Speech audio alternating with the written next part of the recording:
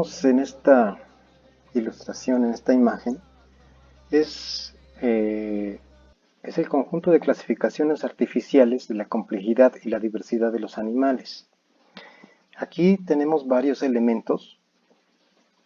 Aquí vemos, por ejemplo, que los criterios están en color rosa, la diversidad en color blanco y los taxones en color amarillo. Entonces vean que los criterios pueden ser la complejidad celular, puede ser la simetría, puede ser la cavidad corporal, puede ser el proceso del desarrollo celómico.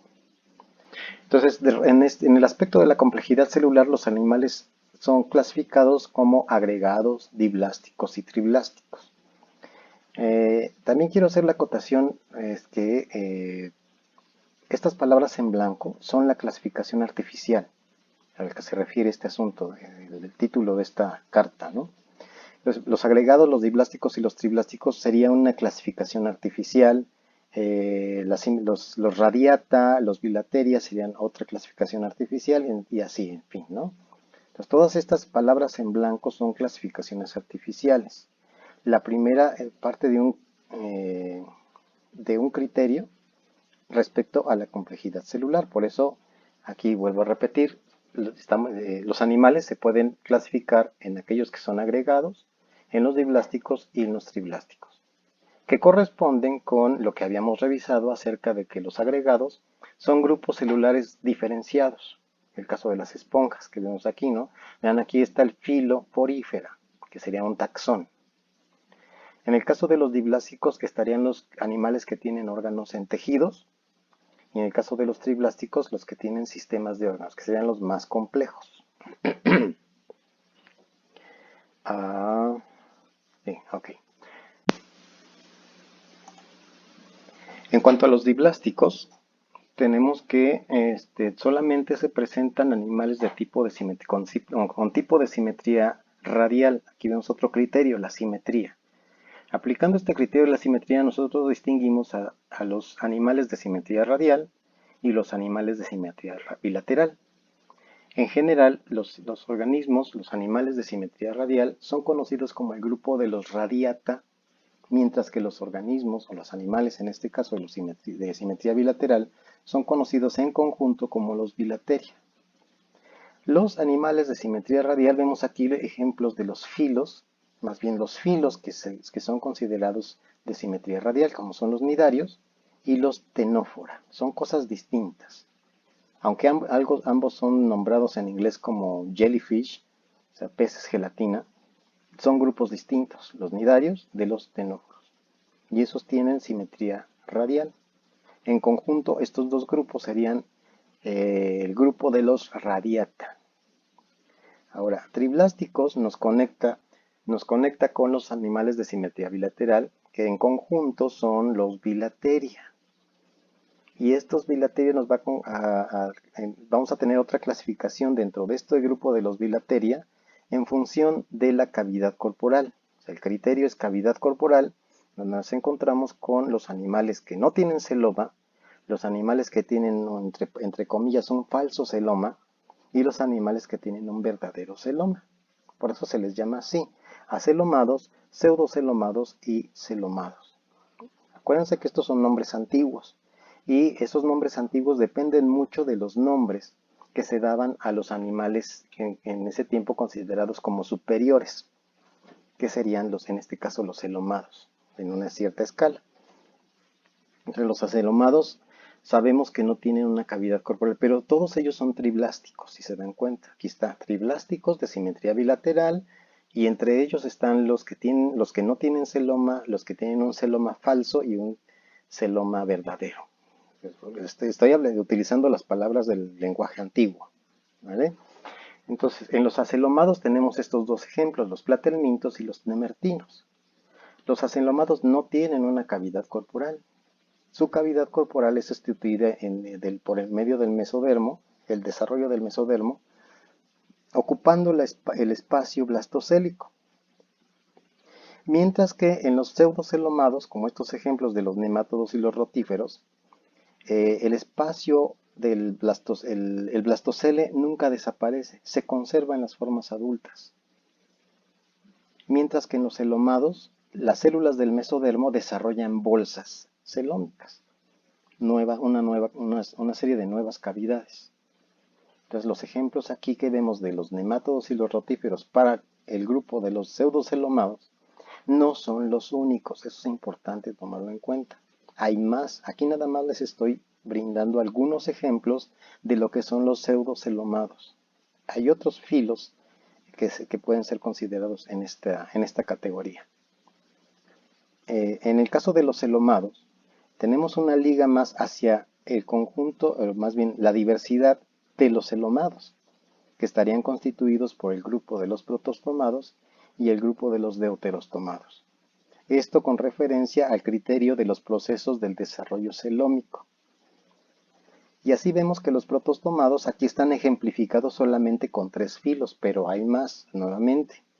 Hay más aparte de los anélidos, de los artrópodos y de los moluscos. Y dentro del grupo de los deuterostomados vemos que hay aquí representados solamente 3. Ahí me parece que hay 4 o hay unos pocos más de deuterostomados que son los filos Chordata, Equinodermata y Hemicordata.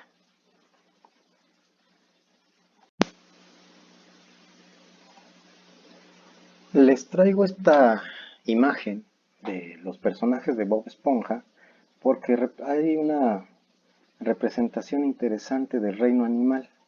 Aparte de que soy fan de esta serie de Bob Esponja, bueno, soy fan porque son muy graciosas los capítulos. Por lo menos las primeras temporadas, las tres primeras temporadas son geniales.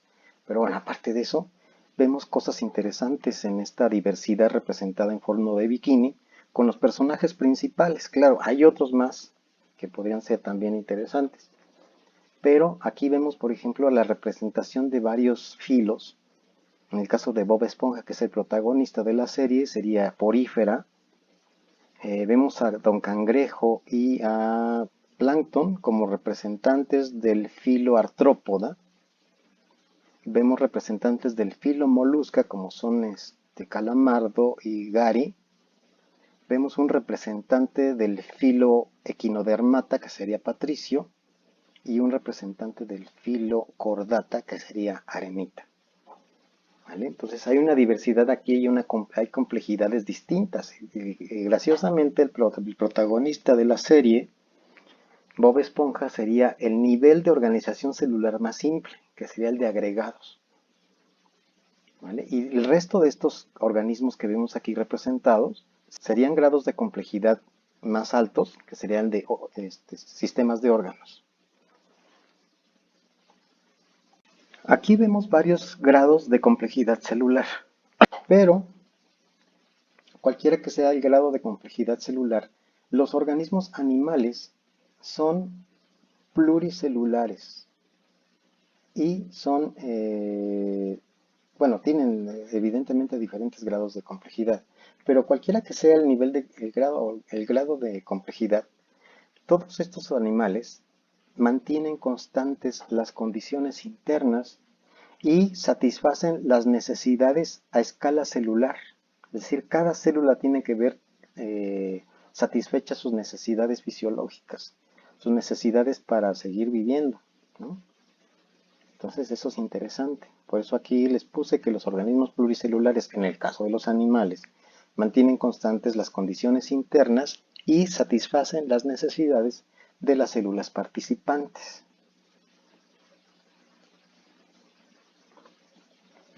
También, cualquiera que sea el nivel de organización celular, tiene que mantener un intercambio de materia y energía en la complejidad de su bauplán.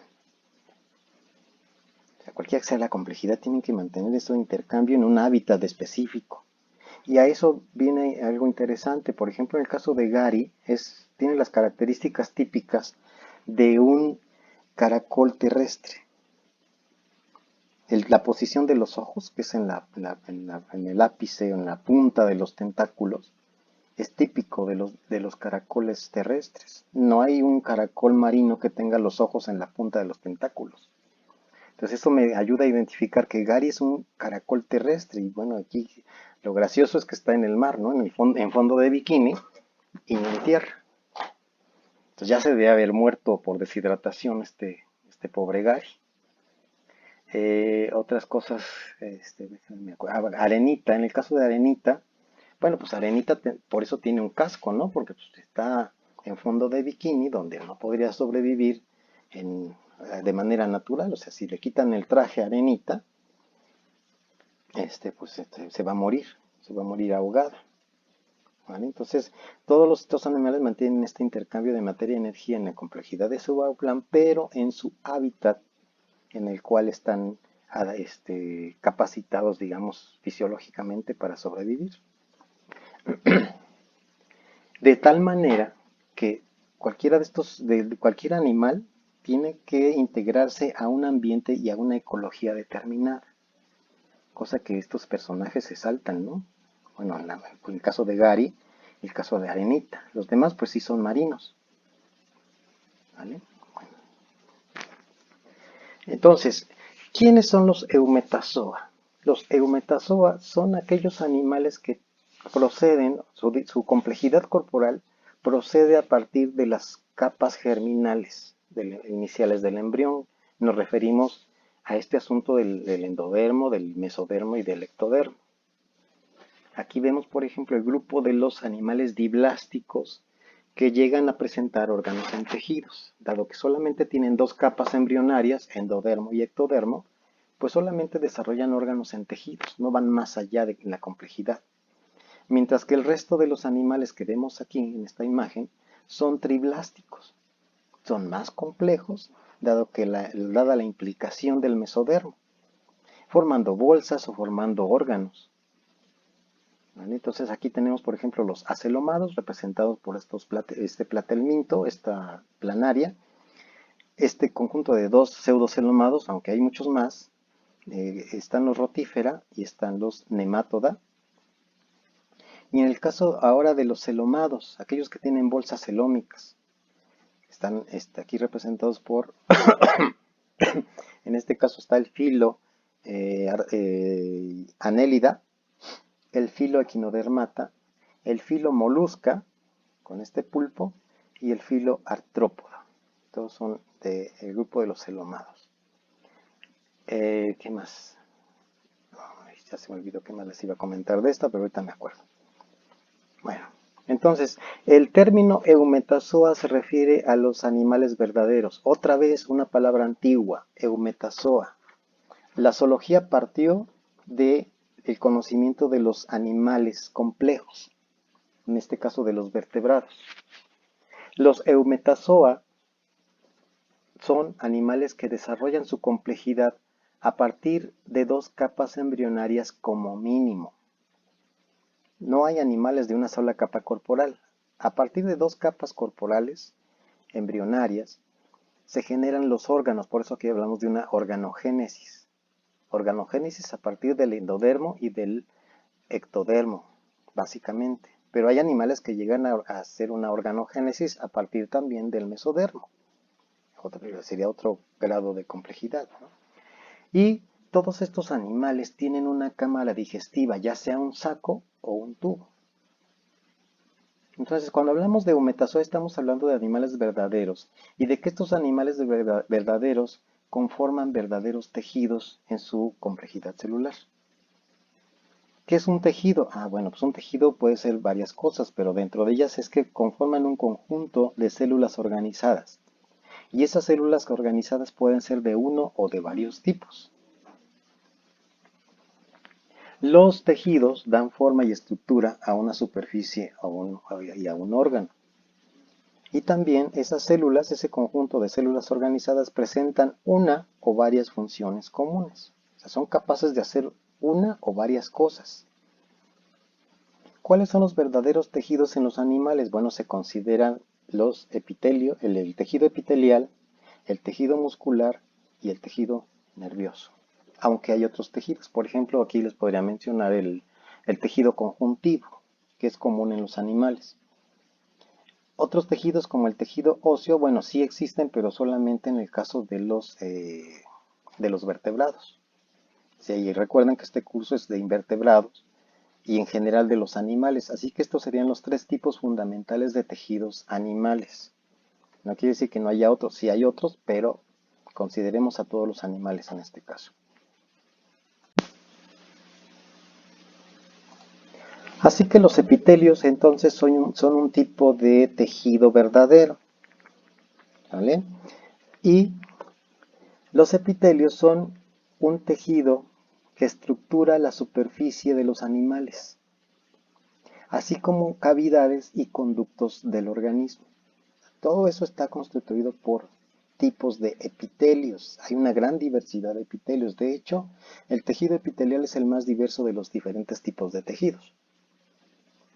El tejido epitelial, en función de su estructura, puede ser laminar o membranoso. Si conforma una lámina o una membrana, en el caso de por ejemplo, los epitelios de cobertura, por ejemplo, la piel, es un tejido epitelial de tipo laminar, es una lámina que está cubriendo o delimitando el cuerpo. O es una lámina que también está delimitando un cilindro, en el caso del tubo digestivo, se trata de un tejido epitelial que está conformando un cilindro, en este caso el tubo digestivo. También vemos que hay tejidos epiteliales que están dando forma a los tubos del sistema circulatorio, de las venas y las arterias. Esos tubos están hechos de tejido epitelial. Vemos algunos otros, por ejemplo, aquí el sistema excretor de esta lombriz de tierra que estamos observando en la imagen, también tiene tubos. Entonces los tubos también todos los tubos internos son de estructura epitelial. Se refiere aquí al sistema excretor, ¿no? Es un metanefridio. Entonces este tubito en color verde pues es también de naturaleza epitelial. Entonces vemos que la versatilidad del tejido epitelial en cuanto a la forma que adquieren las estructuras corporales pues es muy diversa, ¿vale? Pero también hay otro tipo de tejido en función de la aglomeración de las células, que se refiere al tejido epitelial de tipo glandular. Esto quiere decir que las glándulas son de naturaleza epitelial, donde las células generan sustancias que pueden incluir en el sistema de circulación, en los líquidos corporales o bien hacia afuera del cuerpo de un animal. Y vemos entonces aquí la clasificación de los tipos de epitelios cuando son simples o cuando son estratificados. Esto en referencia a la complejidad o la organización más bien, la organización de los epitelios. Los epitelios son simples cuando encontramos que el epitelio se conforma de una sola capa, como en este caso hay una lámina basal típica de la representación de los tejidos, y las células en este caso que son aplanaditas, o en este caso que son cúbicas, pero conforman una sola capa de células. Cuando los epitelios están aplastados, entonces les conocen como epitelios simples escamosos, o en este caso epitelio simple cúbico. En cualquiera de los casos es un epitelio simple porque solamente hay una capa celular. Bien, y los epitelios estratificados encontramos que hay capa de células sobre capa de células epiteliales. O sea, son varias capas que conforman el tegumento de un tubo o el tegumento epitelial externo, que sería la piel. Nuestro caso es un ejemplo de la piel de nosotros. Es un caso típico de un epitelio estratificado de tipo plano. Bueno, entonces entendemos entonces que en cuanto a las capas que conforman un epitelio pueden ser simples o pueden ser estratificados. Mientras que por la forma de las células del epitelio, clasificamos a las células epiteliales cúbicas o las células epiteliales prismáticas o columnares, que tienen forma de columna, que están alargadas. Pues aquí vemos un epitelio pseudoestratificado. Bueno, ahorita vemos este asunto, ¿no? Entonces, los prismas o columnas y los cubos son las formas que adquieren, escuchen bien, las formas de los epitelios, de las células de los epitelios. Eso es digamos que el criterio, ¿no? Distinguimos entonces cúbicos y columnares. Y en cuanto a la organización sobrepuesta o la presentación de las capas de epitelios, los tenemos simples o estratificados y vemos combinaciones también. Aquí tenemos un epitelio estratificado plano, donde las primeras células, digamos, sí son cúbicas, pero conforme van avejentándose y siendo reemplazadas, bueno, las células más externas, como en el caso de la piel, se van deshidratando y van tomando una forma de estratificación plana. Y aquí vemos, por otro lado, otro grupo de células donde vemos una sustancia, un material aquí en la parte superior, que puede ser una cutícula, producida por los epitelios más externos. O sea, hay una producción por ejemplo, de quitina, en el caso de los nemátodos, en el caso incluso de los insectos que producen el esqueleto externo, o una quitina flexible, como en el caso de los anélidos, que producen esta sustancia que está cubriendo precisamente el epitelio corporal, el epitelio externo, la piel, pues. Entonces tenemos aquí un epitelio estratificado, plano y queratinizado. Hay una capa de queratina o una capa de quitina, dependiendo del grupo. Una capa de carbonato de calcio también puede ser. ¿Vale? Entonces tenemos varios tipos. Aquí lo que interesa es que cuándo se llaman simples o cuándo son simples, cuándo son estratificados y por la forma, cuándo son cúbicos y cuándo son columnares o prismáticos. Los epitelios pueden ser simples, en este caso, estamos viendo aquí un epitelio simple, donde vemos células de diferentes colores. Aquí nos estamos refiriendo al asunto de los epitelios glandulares. Las células que están en color más oscuro son glándulas, o sea, son células glandulares. Son células que producen químicos que pueden ser vertidos al interior del organismo o al exterior. Ahorita vemos los nombres que se les dan a cada tipo de emisión. Pues aquí los vemos de manera solitaria. Pueden ser células solitarias o células en conjunto, células glandulares de conjunto. Aquí vemos otro conjunto y así, ¿no? En la misma capa celular epitelial.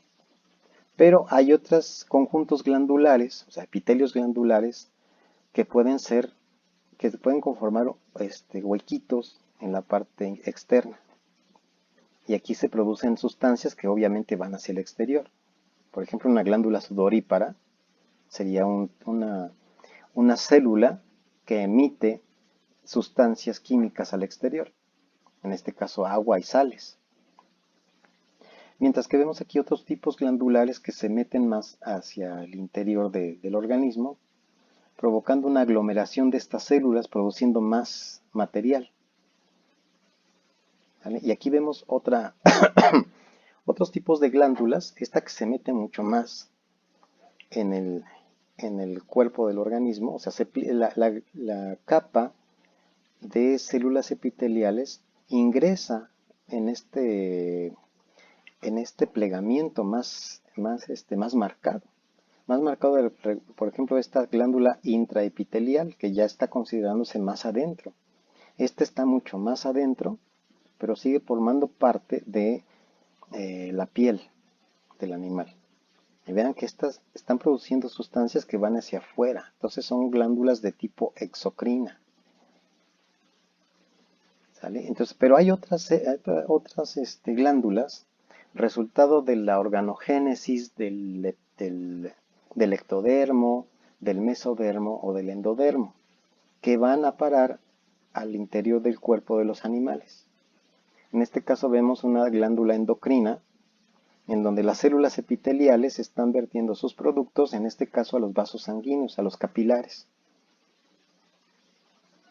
Y otra glándula que también está almacenando aquí productos que van al final de cuentas en alguna temporada van a ser vertidos al torrente sanguíneo si es que el animal tiene un sistema circulatorio. Bueno, entonces esos son los tipos de epitelios, laminares y glandulares.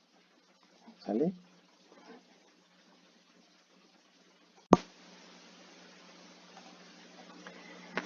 Este es un ejemplo de epitelio laminar, la piel de este caracol.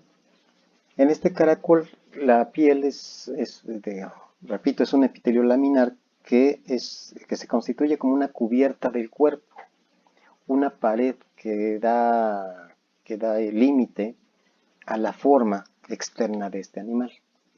Todo lo que vemos en la superficie aquí es epitelio, el epitelio que está delimitando los tentáculos, estos tentáculos cefálicos, estos tentáculos orales, la superficie del cuerpo. Vean cómo hay una forma como de escamas de la piel de este animal, pero no son escamas, es una continuidad de células epiteliales. Además, esta cubierta corporal secreta líquidos, lo que le da, si ustedes observan un caracol en la banqueta o en un árbol, en una superficie, se darán cuenta que va dejando una baba en su camino. Entonces, estos epitelios están secretando líquidos. Estas células que intervienen en la conformación de este epitelio, bueno, tienen funciones glandulares de diferentes tipos, como los hemos visto hace un momento, ¿no? En el caso de la piel hay células glandulares o bien órganos glandulares, es decir, masas más complejas que están asociadas a la piel y que están vertiendo sus productos al exterior. Entonces, serían glándulas exocrinas.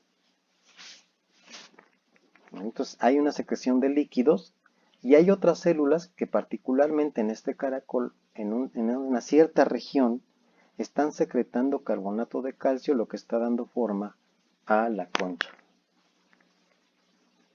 Las conchas, iba ahorita un breviario de que los caracoles, hay especies con concha y hay especies sin concha. Entonces no es que la caracol deje la concha y se convierta en una babosa, las que vemos en la calle o en los jardines, ¿no? Las babosas nunca tienen concha de este tipo. Tienen su concha adentro de su cuerpo y es muy, muy simple su concha. Mientras que la concha de los caracoles de este tipo, con concha, nació con concha y se va a morir con concha. O sea, nunca va a abandonar su concha. Si la abandona, pues se muere. Entonces no crean de las abuelitas, es que las conchas las dejan los caracoles, salen y son las babosas. No, eso es falso. Entonces vemos un ejemplo aquí interesante de lo que puede hacer la piel. La piel emite líquidos que permiten el desplazamiento de este animal. O sea, sin ese líquido, pues este animal no se podría arrastrar en las superficies. Y también tiene otras funciones, por ejemplo, la secreción de carbonato de calcio, lo que conforma, a medida que va creciendo este animal, esa estructura en donde están esas células secretoras también se van expandiendo, dándole forma a una concha enrollada.